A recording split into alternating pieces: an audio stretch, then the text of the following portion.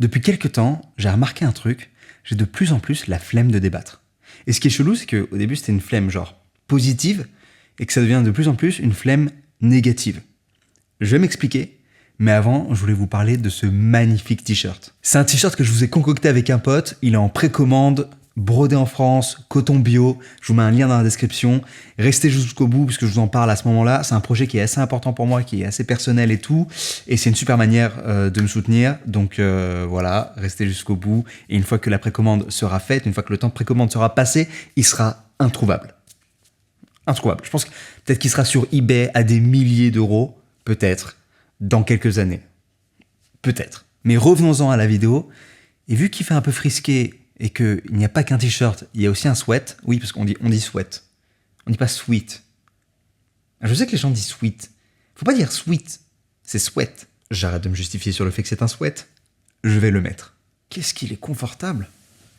Waouh. Si doux et si épais. Oh là là. J'adore.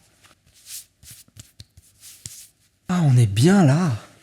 Alors c'est quoi la flemme de débattre et surtout c'est quoi ce délire de flemme négative et flemme positive? Je vais commencer par la flemme négative parce que c'est celle que je vis en ce moment et je pense que c'est celle qui est partagée par le plus de gens.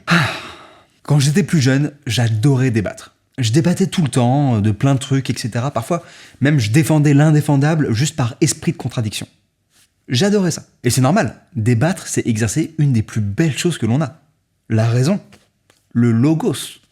Et d'ailleurs c'est pour ça que c'est quelque chose qu'on adore regarder aussi, et depuis très longtemps. Déjà à l'époque de l'Antiquité, on allait regarder les rhéteurs, les adeptes de la rhétorique. Et aujourd'hui, les débats télévisés, politiques ou quoi, ont toujours autant de succès, quoi. On adore regarder ça. C'est une joute verbale, quoi. C'est presque un match. Alors après, on parlait tout à l'heure de raison, de logos. Bon, en pratique, il y a quand même pas mal de passion, voire même d'agressivité. C'est vrai. Mais ça donne du piquant au match, quoi, justement. Mais avec le temps, j'ai de moins en moins débattu. Alors je sais pas, j'ai l'impression que certaines valeurs ont pris plus de place en moi, comme par exemple honnêteté vis-à-vis de soi-même, tolérance, ouverture à l'autre, etc. Et que plus ces valeurs prenaient de la place, moins j'étais bon en débat. C'est peut-être un énorme raccourci, en tout cas c'est ce que je ressens. Dans tous les cas, c'est très perso et j'en tire absolument aucune conclusion. Donc je sais pas si c'est ça la raison, mais quoi qu'il en soit, j'ai de moins en moins débattu. Et aujourd'hui, la plupart du temps, j'ai la flemme de débattre, quoi. Mais c'est pas genre je suis en train de débattre et puis ça me lasse et j'ai la flemme. Non, c'est j'ai la flemme avant même de commencer à débattre. Alors je parle des débats avec des gens qui sont fondamentalement en désaccord avec vous. Par exemple, des gens qui pensent que le réchauffement climatique n'existe pas. Si, ça existe, voilà. Voilà, là c'est des débats où j'ai une flemme immense. Mais je continue de débattre avec des gens qui sont d'accord avec moi, mais en fait on n'est pas d'accord sur, par exemple, des solutions ou de à quel point un phénomène est avéré. Ce genre de choses. Il y a un gros socle commun, quoi. Mais les gens avec qui j'ai pas un gros socle commun, ça demande une telle énergie, une telle patience, une telle dialectique pour un gain, en plus, a priori faible, puisqu'il y a peu de chances que la personne change d'avis. Après, entre nous, je pense pas que le but, ce soit qu'une des deux personnes change d'avis et soit convaincue à la fin du débat. Il y a pas mal de thématiques sur lesquelles je débattais, où à la fin du débat, on changeait pas mon avis, mais au fur et à mesure, mon opinion évoluait et par exemple, j'étais plus à même de lire certains articles que j'aurais pas lu avant.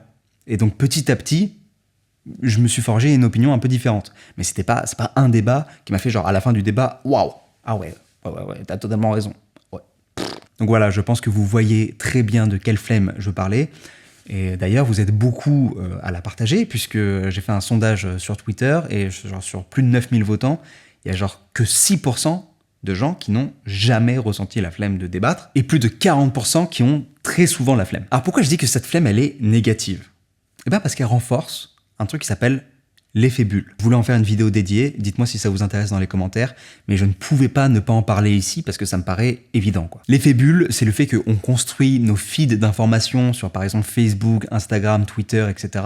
en fonction des gens qui sont d'accord avec nous. Puisque quand quelqu'un va être en désaccord avec nous régulièrement, bah, ça va nous saouler et on risque de virer cette personne de notre feed. Donc du coup, en fait, on s'enferme dans une bulle et chacun est dans sa bulle. C'est des bulles dans lesquelles, du coup, il y a rarement d'avis divergents. Et donc, quand on a la flemme de débattre, bah, entre chaque bulle, il y a de moins en moins de perméabilité, en fait. Donc, les gens qui sont dans leur bulle ont des positions qui sont de plus en plus radicales. Et donc, en fait, à l'échelle de la société, c'est le clash. Voilà, c'est le clash. Et c'est à l'échelle de la société, c'est pas qu'en France, hein, c'est dans le monde. Et je pense qu'on l'observe tous. C'est ce qui est en train de se passer. Je vais pas rentrer dans le détail maintenant, mais cette flemme de débattre, elle est dangereuse par rapport à ça, je trouve. Et donc, si je vois les conséquences qu'a cette flemme par rapport aux causes qui créent cette flemme, hein, c'est-à-dire la balance énergie-gain, j'appelle cette flemme une flemme négative. Je pense pas qu'elle soit cool, cette flemme. Maintenant, je vais vous parler d'une flemme positive que j'avais et que j'ai perdue. C'est une flemme que j'aurais pas qualifiée comme flemme si j'étais pas en train de faire cette vidéo, mais en fait, dans cette vidéo, elle s'ancre très bien et donc ça me paraissait logique de l'appeler flemme. Mais au moment où je la ressentais, vous m'auriez demandé, je vous aurais plutôt appelé ça un désintéressement. C'est quelque chose que j'ai ressenti après ma première retraite méditative où j'ai passé beaucoup de temps à réduire mon attachement et mon aversion aux choses. Dans ce processus, j'ai commencé à réduire mon attachement à ce que je ressentais, mais aussi à ce que je pensais. Alain disait, dès qu'on tient une opinion, elle nous tient. Alain, c'est un philosophe, hein, c'est pas Alain, le voisin. Hé Alain! C'est un philosophe, c'est son nom de famille, c'est Alain. Je sais même pas son prénom d'ailleurs. Ça n'a absolument aucun sens. Monsieur et Madame Terrier ont un fils. Yes. Tu l'as? Ok. Monsieur et Madame Terrier ont un fils. Un autre? Alex? Bah ouais. Tu l'as ou pas?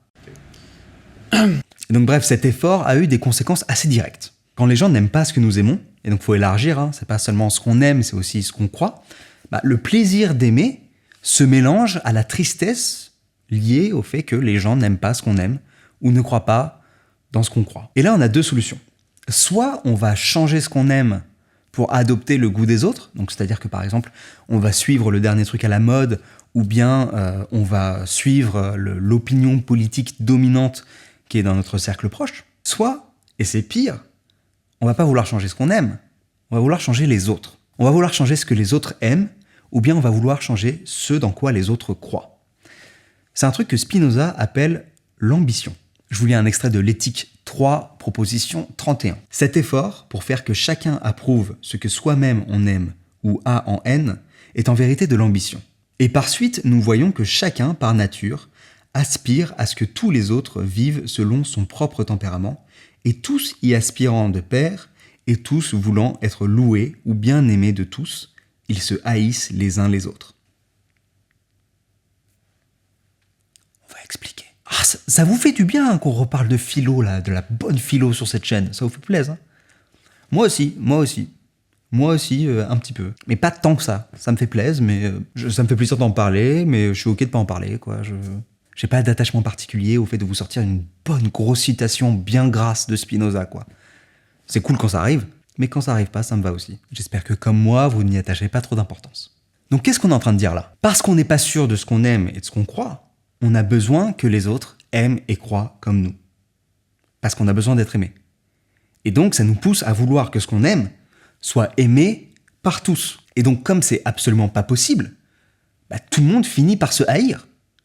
Alors qu'au début, on voulait juste de l'amour. C'est un peu triste, je trouve. Du coup, quand j'ai réussi à mettre une distance avec mes croyances et mes attachements, j'avais plus ce besoin que les gens aiment ce que j'aime, ou croient ce que je crois. Donc, j'avais plus le besoin de les convaincre à aimer ce que j'aime, ou à croire ce que je crois.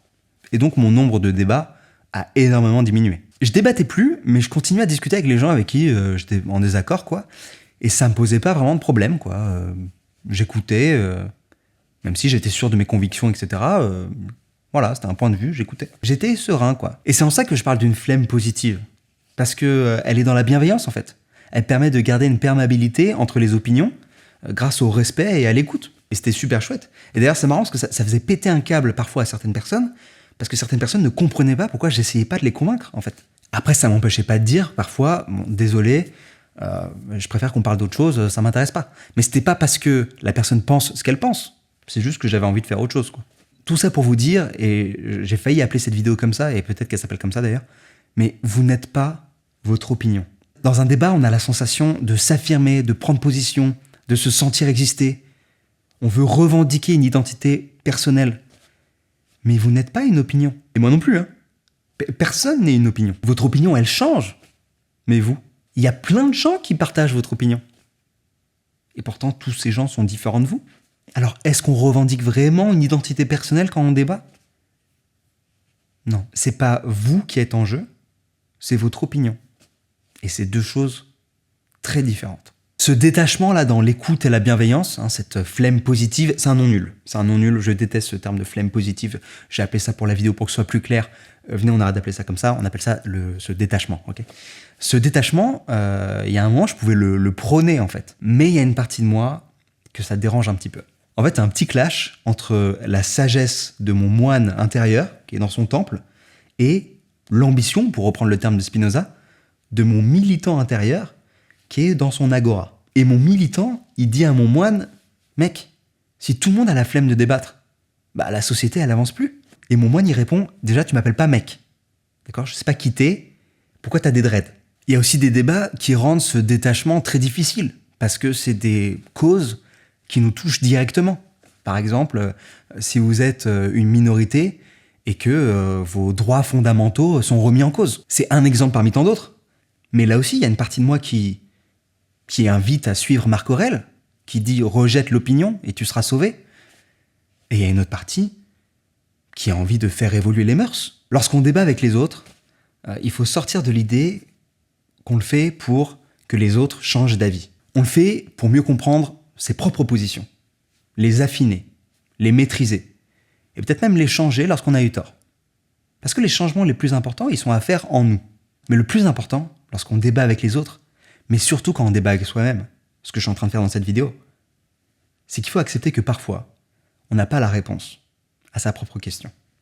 Merci d'avoir regardé cette vidéo. Et partez pas, je dois vous parler des t-shirts. Les amis, vous vous souvenez peut-être de Clément. Clément, c'est celui qui a fait les musiques dans la vidéo du Népal. Vous avez surkiffé la vidéo du Népal, les musiques et tout. Tout le monde me disait, putain, les musiques, elles sont trop stylées.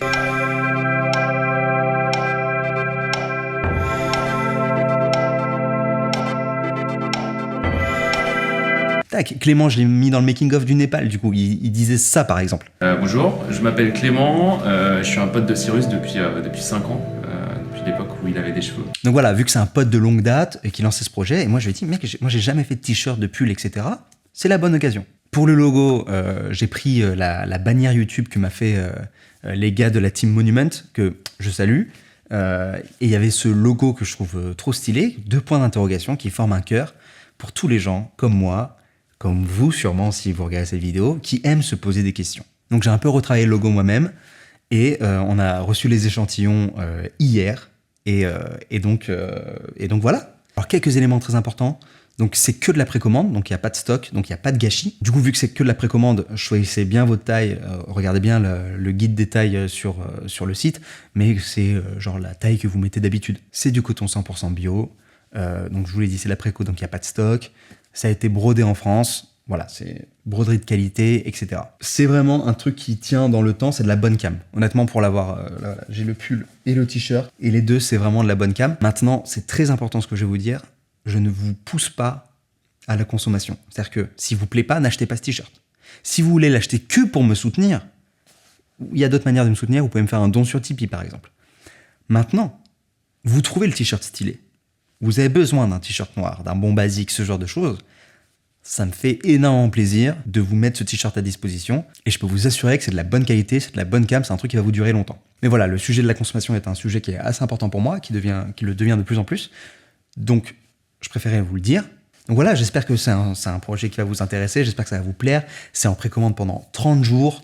Je vous en reparlerai sur Insta, Twitter, ma newsletter, etc.